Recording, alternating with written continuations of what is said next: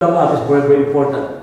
Some had met the Lord, others were healed, and families, not family, but families were saved. Some of these people are scheduled for counseling to me this week because somebody is understanding the word kindness and then generosity. It is not what you can, but whatever you have in your hand, as small as it is, Lord, once dedicated it to the Lord, it is holy, and then the corresponding return will continue to increase.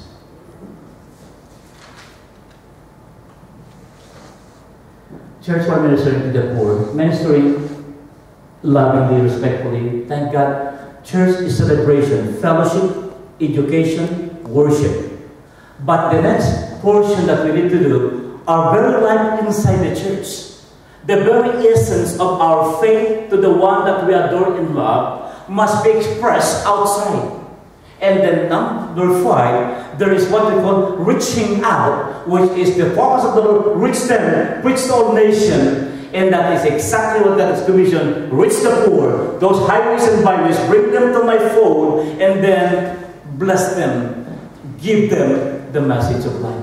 So as a church, as we move together, what a joy that we can work together to reach people. If we pour out our resources together, as a church, it will continue to understand that that is the key to the blessing.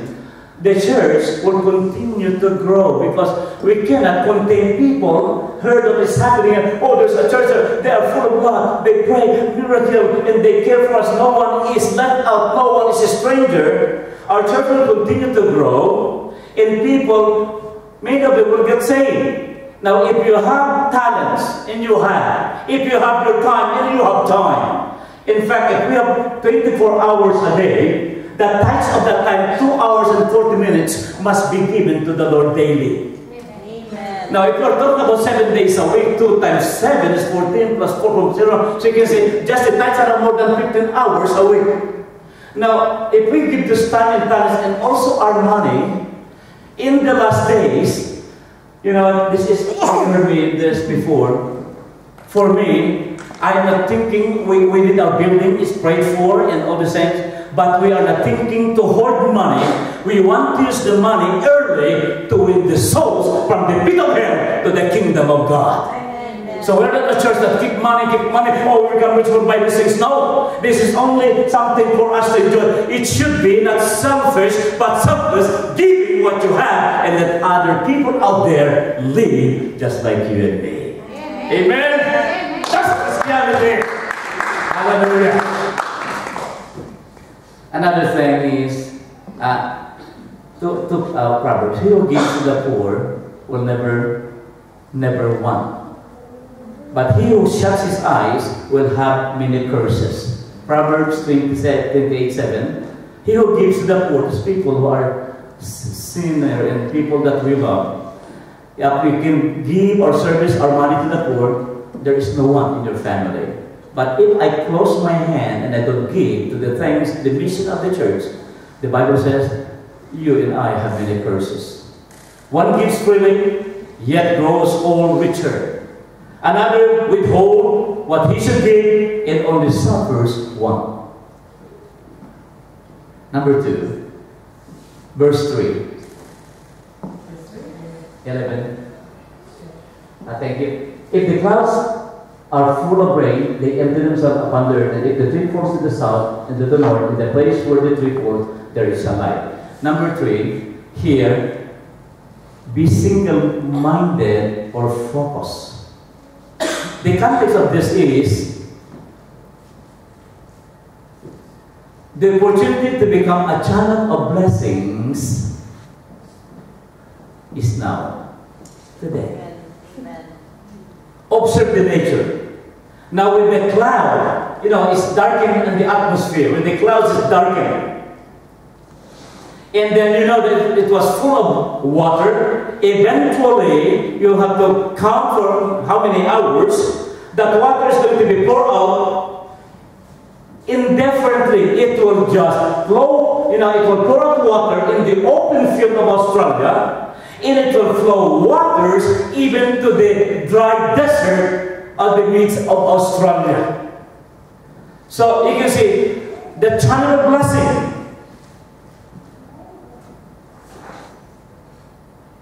So here we can see that Paul, the apostle,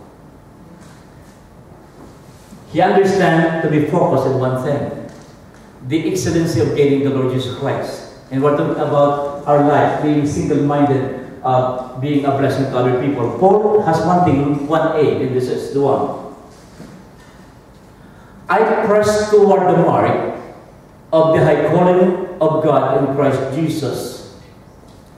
And he goes on to say, forgetting those things, the things that I attained, all the accomplishments, all the things that I knew when I was yet a Pharisee and become a Christian, the things that allow me to experience and understand the heavenly inheritance and the things that I knew that God has revealed. Forgetting those things which are behind, it's all done in fellowship, and he appreciated that, and reaching forth unto the things which are before, for he looked for that reward one day. In other words, Paul is saying, focus, and then one mind, single mind, he was putting all the energy, in emotion, in mindset, on the things to glorify God. And it is not to say, for me to live is Christ and to die is gain. And in this context, we can see there is a wonderful message of the Lord. Go back again to that area, because one day the tree will fall to the north and then the tree will fall to the south, which means, listen to me, thank you, Mandy, if a tree falls to the south or to the north, in the place where the tree falls, there is a life. It won't be long, because we will not be living forever on earth. And to do good is very, very short. In other words, wisdom-wise, while it is an opportunity of my hand to do good, I'll continue sowing, because it won't be long when God will call me home, son, Gani, or servant of the Christ for the word. You did it well. When God will take me home, God can see I have no so much tens of thousands in the bank. I use it all for Jesus when I die. So when you die, you can hear the welcome voice of the Lord. Son, I have given you 50 years of serving me. I use it all for Jesus. There's a man who is in the dying bed, and all the loved ones were surrounding him, and some of the pastors, because by the tens of millions of dollars passed through that hand. And he was there and getting ready to die, and he said, you know, family, ladies and gentlemen, friends and pastors, probably, just probably, you're expecting me to, maybe to share if I have some extra thousands and 10,000s of dollars in the bank. I paraphrase. But he said, you know what? I tell you what, those millions and millions of dollars, I have given it to Jesus long ago. He died without any investment. He gave it all to Jesus. While it is in the power of your hand, while you're still 50, 60, 70, begin to sow. Don't be tired now. Because when the time will come, God will take you home. Father, I don't withhold anything from me. I give it all to Jesus. Amen. You'll be very, very happy. That's why God said, you'll be very, very rich. And I tell you, I'm very, very rich. Not in money. And my wife knows that. I have God complete. I have my family. And I don't ask anything for God. I'm so rich. Rich in faith. Encourage you. Since life is short, because one day we will die. If God will take us home at the age of 50, 60, 70, 75, Lord, from the beginning, I heard the message. I am not reluctant. I am not, Lord, indifferent. I am not with the Lord some kind of idea and fight back against the truth. I submit. Begin to sow now. Single focus. As Paul said, one thing I do, forgetting those things, and all my energies, church, our energies that is vested in this church, there is what we call an eternal dividend. You'll be shocked. Because more than multi-million dollars, when you see the reward, you say, God, yes, God, darling, yes, my son. Because from the very beginning, you do it to be faithfully, with kindness, loving kindness, and generosity. Amen? I'll come here.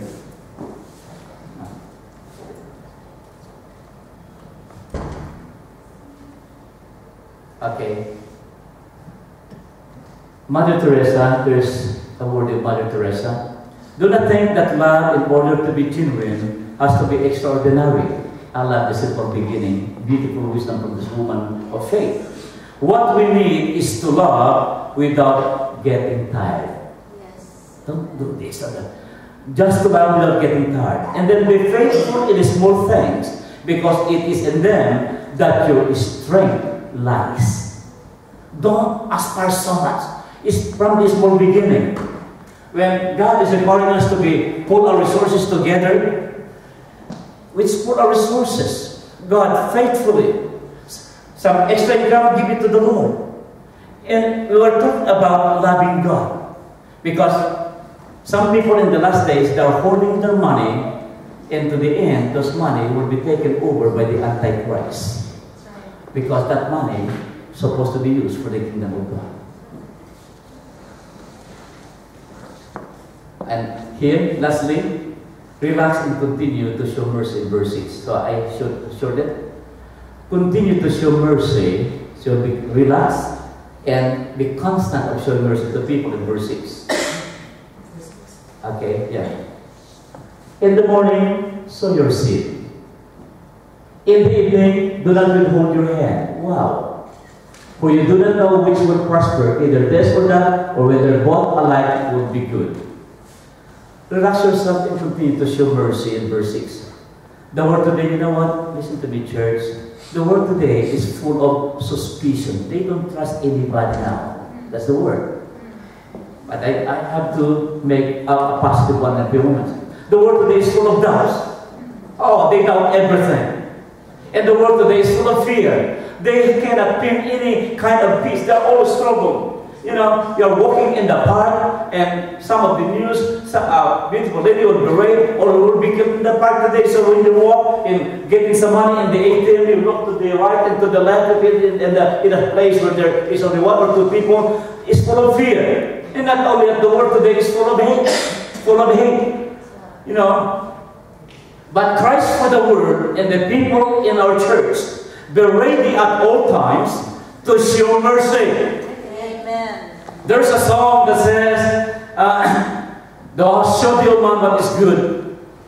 Thou shalt the old man what is good, and what doth the Lord require of thee, but to do justly and to love, mercy and to walk humbly with your God. Walk in love and mercy in a humble spirit. Here the church, as I close this in the life of Jesus Christ, Jesus is the model of a life in the book of John. Chapter 2, when the book of Ghana, he performed a miracle. Jesus was working from chapter 2 of the book of John. Chapter 3, we can see, is in the evening time talking to Nicodemus after the whole day of preaching.